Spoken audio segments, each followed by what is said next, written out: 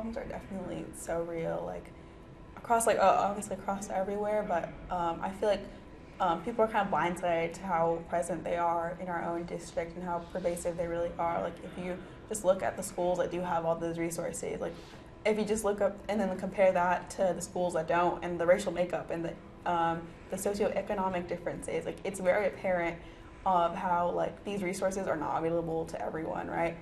And so, then you look at things like suspension rates, you look at A through G completion rates, and the numbers, they're really scary. Like that's like the only way I know how to put it. And then like that in terms of like in combination with like the criminalization of students of color, like just like learning about all of that, it's just really heartbreaking to hear. And how like basically like not until like last year that wasn't really being talked about or addressed, right?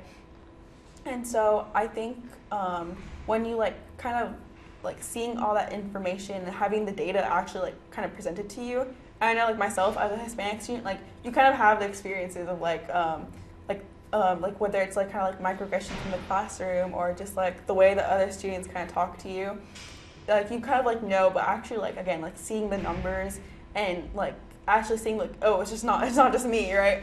I think that is just like definitely what resonates with a lot of students. And it's also a reason why I wish like so many more students were in this group, because they might just like they might have been like me too, where they're just like, oh, like am I the only one who feels this way, like.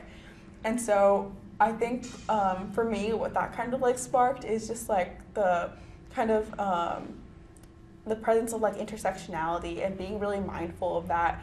And I think that's really important because you kind of get to see like all the different layers, different issues, and how like someone's own identity just like um, will just affect them in so many different ways, right? And I think that's something really important to be mindful of. And when we are like kind of conscious of different people, of people's different identities like that, I think it will allow us to kind of pinpoint areas of improvement, kind of cognizant of the problems in your community.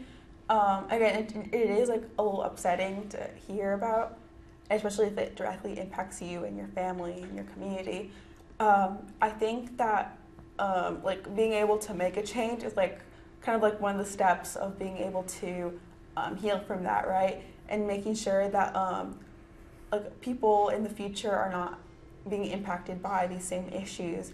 And like that's like my drive for change too. Like I want to make sure that other students who come from the same background as me, coming from a single parent household, right, from a Hispanic community, like that they too are able to achieve their goals, able to graduate high school, be aware of the opportunities that they have, and that they are capable of making change and able to do all these things. I think that it's just we have like the vision for the future as youth.